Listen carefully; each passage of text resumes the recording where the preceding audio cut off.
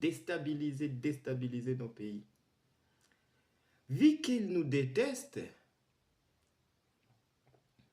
dans son allocution, où il a choisi de rendre hommage et de se solidariser avec les peuples opprimés de la terre, en particulier les peuples locuteurs de la langue française, curieusement, il a oublié les pays qui en possèdent le plus grand nombre, c'est-à-dire le Congo.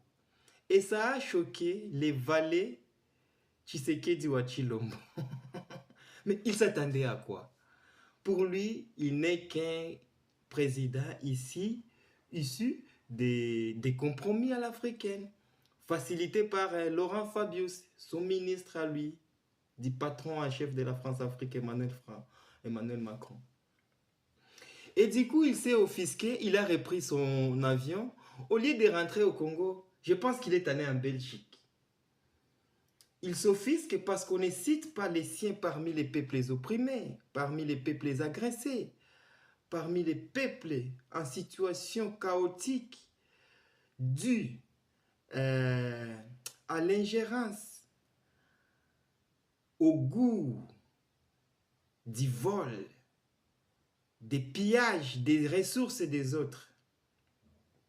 On a oublié de nous citer, il s'est offusqué, il s'est fâché.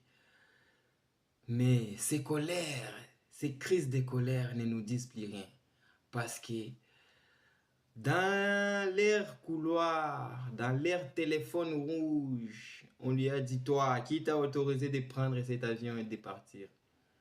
Bien sûr qu'il va s'excuser en disant, très cher grand maître Macron, tu comprendras quand même que moi aussi j'ai un peuple à diriger, que ce ne sont pas des idiots, qu'ils réfléchissent aussi. Je dois faire semblant que je suis offensé, qu'il ne soit pas cité. Mais vous savez que je suis insoumis. Je suis à votre service. Et c'est ça les problèmes. Tshisekedi n'est pas la solution. Nous devons les faire partir. 500 personnes ne peuvent pas se noyer dans un pays et les présidents continuent à voyager, à trimballer, à boire du champagne à l'Élysée avec ses amis. Et quand on dit qu'on ne les cite pas, on ne cite pas son pays parmi les peuples agressés, il se fâche. Mais pourquoi il ne se fâche pas quand on nous bombarde et on a bombardé les civils à Goma, dans les cas de Mugunga? Pourquoi il ne s'est pas fâché? Personne ne s'en est soucié. Cette francophonie qui a donné son secrétariat général à une Rwandaise dont le pays a choisi d'adhérer à la Commonwealth et a organisé un sommet du Commonwealth en 2009. Tous, ils sont devenus anglophones. Son président Kagame qui était invité avec son épouse, ce sont des anglophones.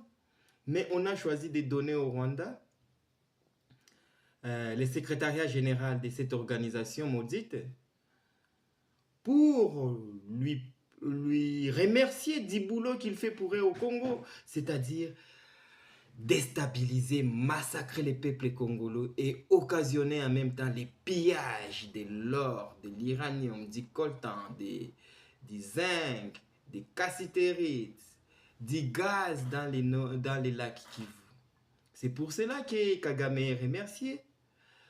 Et c'est pour cela, pourquoi Tshisekedi ne s'offusque pas, ne s'offense pas, ne se sent pas humilié quand cette Union européenne, dont la France est l'une des pays maîtresses, conductrices, directrices, pourquoi il ne se fâche pas quand cette Union européenne décide de signer des accords de commercialisation des minéraux congolais avec les Rwandais, sachant que ces minéraux, les Rwandais vont les voler et massacrer au Congo pour les avoir. Pourquoi il ne s'est pas fâché? C'est un bâtard. C'est un reptilien, c'est un satrape. On ne doit pas compter sur lui pour nous libérer. Peuple révolutionnaire du Grand Congo. Aux hommes habillés du Congo, épris de l'amour de ces pays, libérez-nous, libérez-vous. que vive la RDC, que vive le Congo, que vive la pensée politique de Patrice Lumumba.